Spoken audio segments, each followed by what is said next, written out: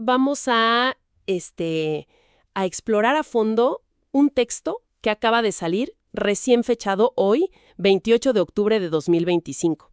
Es una carta apostólica del Papa León XIV. Se titula Diseñar nuevos mapas de esperanza. Y fíjate, conmemora los 60 años de Gravissimum Educationis, aquella declaración del Vaticano II sobre educación. Tenemos aquí unos fragmentos clave. Y bueno, la idea es desentrañar un poco qué visión nos propone la Iglesia sobre la educación hoy, en este mundo, pues tan complejo, ¿no? Tan digital, tan cambiante. ¿Qué significa eso de diseñar nuevos mapas de esperanza con la educación? Suena potente. Sí, exacto. Y es importante entender, creo, que no es solo un festejo, ¿sabes? Un aniversario. Es una reafirmación, claro, pero sobre todo es como una actualización, con un sentido de urgencia muy claro. Intenta, digamos, trazar una ruta para la educación católica frente a retos enormes. Piensa en la digitalización, la desigualdad, las crisis globales. Y lo hace mirando tanto a su propia historia, que es muy rica, como a las urgencias de ahora. Quiere ser una visión integral y relevante. Entendido. Pues venga, abramos ese mapa entonces. ¿Cuál sería el punto de partida? La idea base. El texto empieza fuerte, ¿eh? Dice que la educación no es algo secundario para la Iglesia, sino que está en la esencia misma de la evangelización. Que el evangelio mismo se hace gesto educativo, relación y cultura. O sea, no es un añadido, es el núcleo. Justamente, ese es el anclaje. La carta insiste mucho en la vigencia, en la resiliencia de ese legado de Gravissimum Educationis, frente a un mundo que describe como, complejo, fragmentado y digitalizado. Sí, lo describe así. Insiste en que las comunidades educativas que se inspiran en esto no deben como atrincherarse. Al contrario, deben renovarse, construir puentes. Y pone un énfasis muy fuerte en que la educación es una de las más altas expresiones de la caridad cristiana. Vaya. Y ojo, que esto no es pura retórica. Lo conecta directamente con la realidad de millones de niños sin escuela, con las víctimas de guerras, de migraciones forzadas, de pobreza. Se siente una interpelación moral, ¿sabes? Una urgencia por hacer algo. Amo a eso, ¿no? A la historia de la educación católica. Pero me pareció que evita como una visión monolítica, ¿verdad? Así es, y eso es interesante. La presenta como una historia del espíritu en acción, llena de adaptaciones, de figuras diversas. Quiere mostrar que no hay un solo modelo, sino como una corriente viva que va tomando formas distintas. Menciona, por ejemplo, la sabiduría de los padres del desierto, más enfocada en lo esencial, en la introspección. Luego, la síntesis de San Agustín, que integró fe y cultura clásica. Entendía al maestro como alguien que despierta el deseo de verdad. Ajá. Resalta el papel de los monasterios, claro, conservando el saber antiguo. Y luego, el boom de las universidades medievales, las llama centro incomparable de creatividad. Y de ahí ya pasa a figuras y métodos más prácticos, ¿no? ¿Cómo se aplicó esa inspiración? Exacto. Pone ejemplos muy variados. Por un lado, la Ratio Studiorum jesuita, que era una síntesis muy rigurosa, muy interdisciplinaria para su tiempo, y por otro, casi al mismo tiempo, iniciativas enfocadas en los más necesitados, las escuelas pías de San José de Calasanz, gratuitas, en el siglo XVII. Gratuitas, qué importante. Importantísimo, veían la alfabetización como dignidad para los pobres, o la dedicación a los hijos de obreros de San Juan Bautista de la Salle, o ya en el XIX, el método preventivo de Don Bosco, razón, religión y sobre todo cariño, cercanía. Y me llamó la atención, sí mencionaste algo de eso, la mención explícita mujeres pioneras. Sí, y es un punto que la carta subraya deliberadamente. Nombra a figuras como Vicencia María López, Francesca Cabrini, que es patrona de migrantes. A María Montessori, claro. A María Montessori, por supuesto, que revolucionó la pedagogía. A Catherine Drexel, dedicada a indígenas y afroamericanos en Estados Unidos. Y otras más. Reconoce cómo ellas abrieron caminos clave, sobre todo para educar a niñas, a jóvenes migrantes, a sectores marginados, superando obstáculos enormes. Y todo esto para reforzar una idea que resume en una frase muy directa. La educación de los pobres no es un favor, sino un deber. ¡Qué fuerte! Sí. O sea, esta mirada histórica quiere mostrar que la pedagogía católica, en sus mejores expresiones, ha sido carne, pasión e historia, no una teoría nomás. Entonces, toda esa historia sirve para extraer principios que siguen valiendo hoy. ¿Cuáles son esos pilares que la carta dice que permanecen? Habla de una cosmología de la paideia cristiana. Sí, ese término cosmología de la paideia cristiana suena un poco académico, ¿no? Pero en esencia es una visión integral del mundo y de la persona desde la fe cristiana, que le da sentido a la educación. No es solo instruir, es formar completamente. Y reafirma principios clave: el derecho universal a la educación, de calidad, y el rol de la familia, insustituible, como primera educadora. Pero un eje central que remarca mucho es la relación entre fe y razón, una relación dinámica, necesaria. Y ahí es donde entra John Henry Newman, ¿cierto? Lo nombra copatrono de la misión educativa. Correcto. Junto a Santo Tomás de Aquino, cita a Newman para decir que la verdad religiosa no es solo una parte, sino una condición del conocimiento general. Es una apuesta fuerte por integrar el saber. Advierte contra una fe, pues, desconectada de la inteligencia de la cultura, pero también contra una razón puramente instrumental, ¿no?, que ignore las preguntas de fondo. Pide empatía para entender cómo pensamos hoy, pero sin dejar de proponer una visión trascendente. Y el lema de Newman, cor ad cor loquitur. El corazón habla al corazón. Resuena todo el tiempo, ¿sí? ¿Y cómo se entiende eso en la educación de hoy? El corazón habla al corazón. Pues se interpreta como la clave de la relación educativa.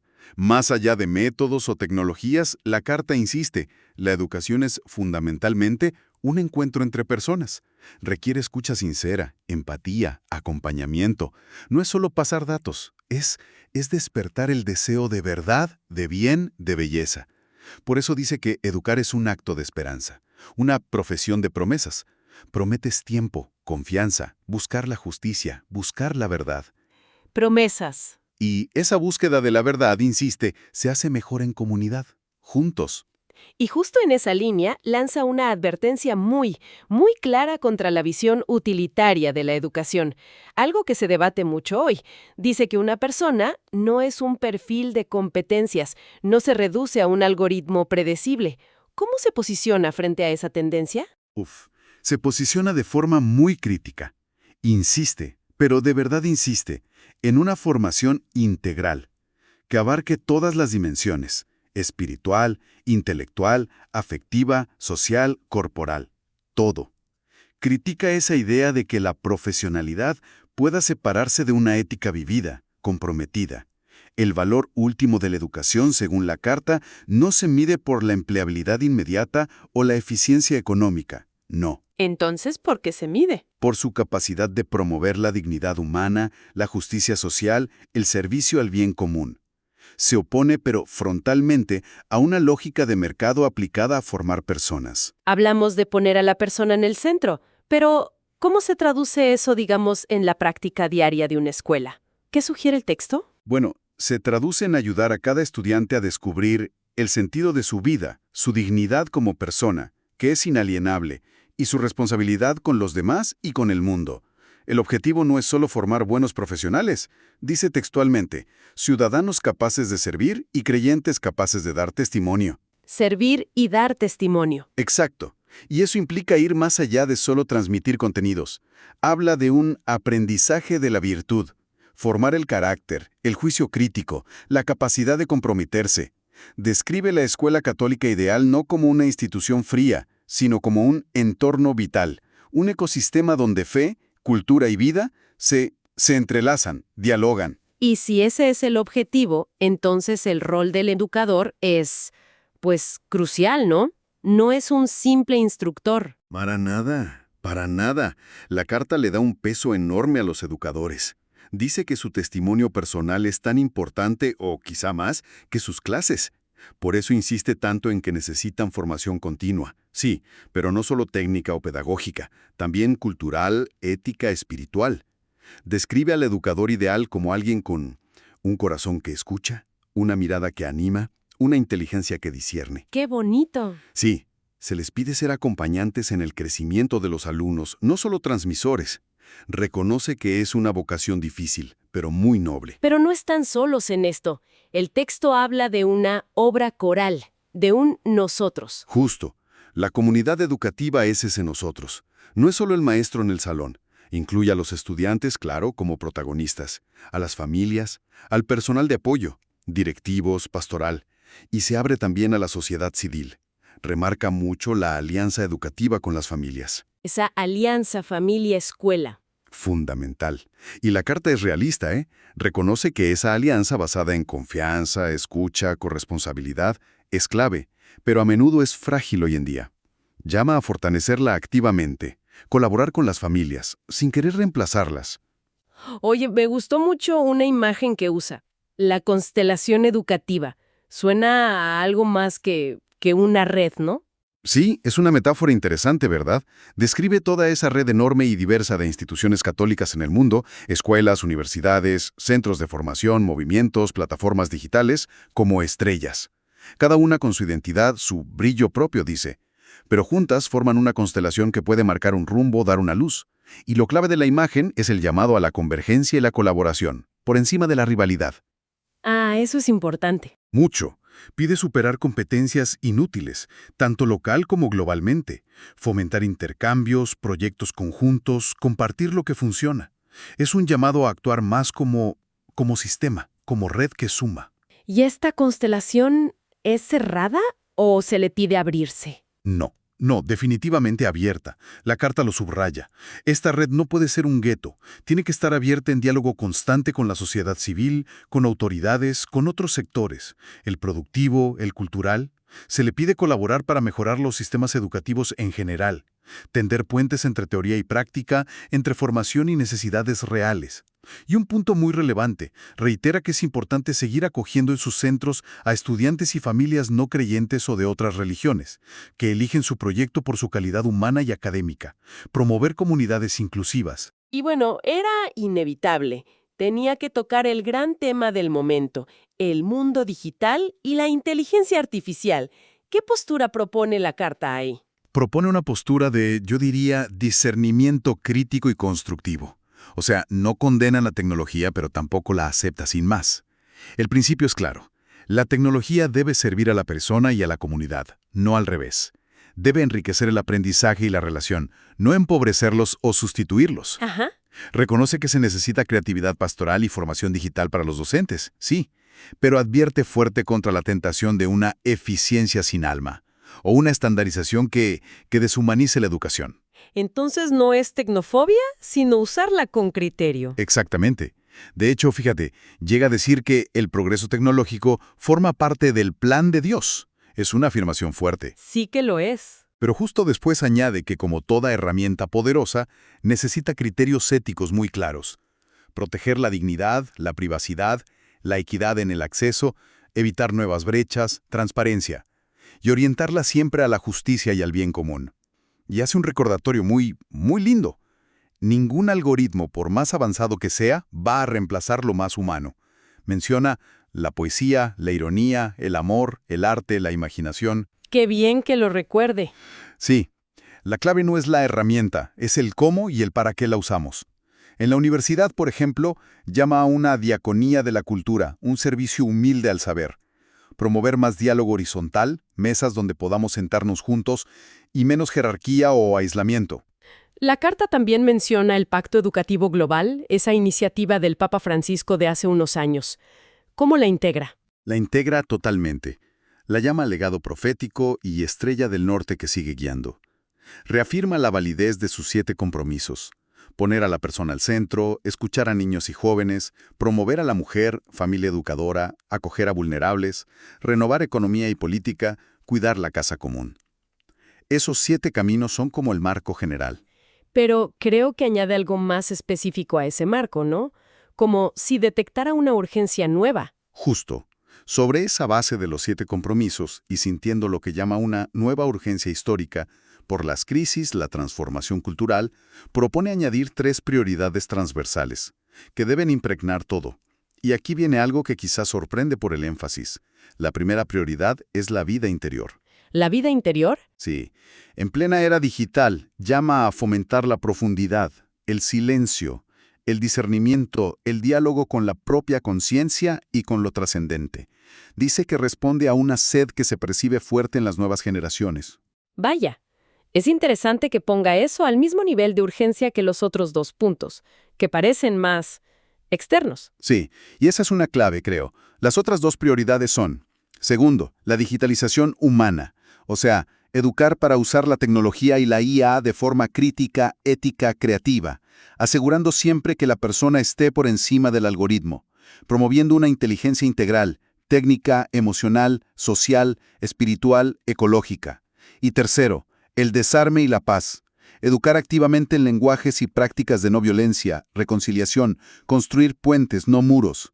Pide que el espíritu de las bienaventuranzas, sobre todo, bienaventurados los que trabajan por la paz, sea método y contenido explícito. Interioridad, humanismo digital y paz. Esas tres se ven como respuestas cruciales a las encrucijadas de hoy. Y bueno, recorriendo todo el documento, hay un hilo muy fuerte de justicia social, ¿verdad? Absolutamente. Quizás es uno de los énfasis más constantes y apasionados de la Carta. Reconoce el potencial enorme de la red educativa católica global, su presencia en zonas pobres, remotas. La describe como una promesa concreta de movilidad educativa y justicia social para millones. Pero ojo, no se queda en la autocomplacencia. Exige un compromiso renovado con la calidad, precisamente para los más desfavorecidos. Pide valentía para implementar políticas inclusivas reales, becas, apoyos a familias, adaptación a necesidades especiales, y tiene una frase muy contundente, casi lapidaria: perder a los pobres equivale a perder la escuela misma. Uf. Insiste en que la generosidad evangélica no puede ser solo discurso, debe ser estilo, método y objetivo concreto, tanto en escuelas básicas como en universidades, donde cuidar el corazón, la motivación ética, es el antídoto contra la elitización o el funcionalismo. Bueno, pues si intentamos resumir esta exploración, este clavado en el documento, diseñar nuevos mapas de esperanza nos da una visión de la educación católica muy consciente de su historia larga y diversa, sí, pero la usa como trampolín para mirar de frente a los desafíos del futuro. Es una visión centrada en formar integralmente a la persona en comunidad. Llama a colaborar más en esa constelación educativa global, a navegar lo digital y lo ecológico con discernimiento ético, y pone un acento muy especial en esas tres prioridades urgentes: cultivar la vida interior, humanizar la tecnología y construir la paz. Es una excelente síntesis. Sí, es fundamentalmente una llamada a la esperanza, pero una esperanza activa, creativa, no una nostalgia que paraliza. Quiere que las instituciones educativas católicas sean un laboratorio de discernimiento, innovación pedagógica y testimonio profético, en medio de este mundo complejo. Es una invitación a la acción, a involucrarse en ese diseño de nuevos mapas, confiando en el poder transformador de la educación cuando está animada por esa mezcla de fe, razón, corazón y un compromiso radical de servicio, sobre todo a los que la sociedad deja atrás. Y como reflexión final para quienes nos escuchan, hay una imagen muy poderosa que la Carta usa casi al final. Llama a los educadores, a toda la comunidad, a ser servidores del mundo educativo, coreógrafos de la esperanza. Es una imagen muy evocadora, sí. Nos deja con una pregunta ahí, ¿no? Más allá de las directrices, ¿qué significa en la práctica diaria, en una escuela, una universidad, una familia, ser coreógrafo de la esperanza?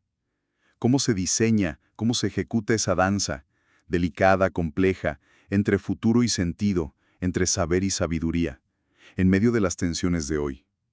No es solo pasar información, es guiar un movimiento con gracia, con propósito. Una pregunta abierta, sin duda, para seguirle pensando. Sin duda, una exploración que, como los mapas, nos muestra caminos y nos invita a seguir andando. Gracias por acompañarnos en este análisis.